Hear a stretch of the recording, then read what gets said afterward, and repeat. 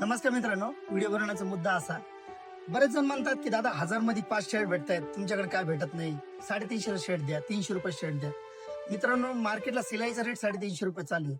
सांगण्याचा मुद्दा असा की माझ्याकडे एक स्वयंजड माणूस आला होता. ते मला म्हणतो, दादा आपल्याकडे डिफेक्टिव्ह वगैरे किंवा मग असे लॉट मध्ये शर्ट आहेत का? मी म्हणलं आहे.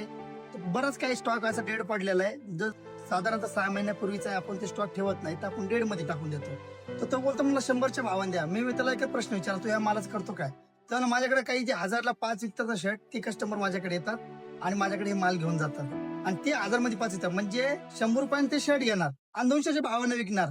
म्हणजे इथं समजून घ्या मित्रांनो, क्वालिटी काय मॅटर करते. आणि खरंच तुम्हाला मार्केटला बाबा उठून दिसायचं असेल ना, तर 500 वाला एकच घाला, पण चांगला घाला. धन्यवाद.